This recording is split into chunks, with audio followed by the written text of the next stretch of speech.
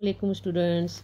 आज मैं आपको वर्कशीट नंबर 10 कराने जा रही हूँ और ये हमारा लेसन है रेड क्रॉस सोसाइटी के बारे में, जो आपकी 9th क्लास की जो बुक है उसमें पेज नंबर 60 पर है।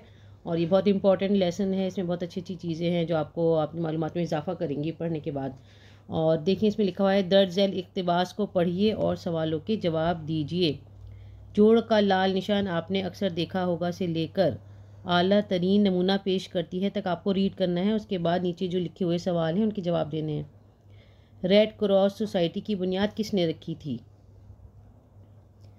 तो इसका जवाब आसानी है। रेड क्रॉस सोसाइटी की बुनियाद फ्रांस के एक शख्स जेन हेनरी डॉनन ने रखी थी। रेड क्रॉस सोसाइटी का क्या काम है? ये सोसाइटी दुनिया में कहीं सैलाब आ जाए, कुदरती आफात में इंसानी ज़िंदगी का नुकसान हो जाए, एक लफ्ज़ और ऐड कर सकते हैं इसमें, ये सोसाइटी दुनिया में कहीं बीमारी, सैलाब आ जाए, कुदरती आफात में इंसानी ज़िंदगी का नुकसान हो जाए या कत्ल खून हो, हर जगह अपनी इंसानी खिदमत का काम अंजाम देती है।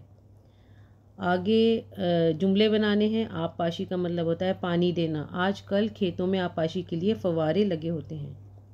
नीम मुर्दा, धूप में चलते चलते हालत नीम मुर्दा सी हो जाती है, मतलब अधमरी सी हो जाती है। खबरगिरी करना, खबर लेना, पड़ोसियों की खबरगिरी करनी चाहिए।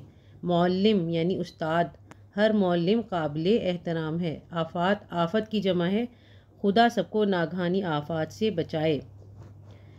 आगे आपके जो जमा लिखे हुए हैं अल्फाज, उनके हमें वाहिद बनाने हैं। जैसे मालूमात का मालूम, मुमालिक, मुल्क, नताइज, नतीजा, अफराद, फ़र्द, मकासिद, मकसद, नुकसानात, नुकसान, खुतूत, ख़त।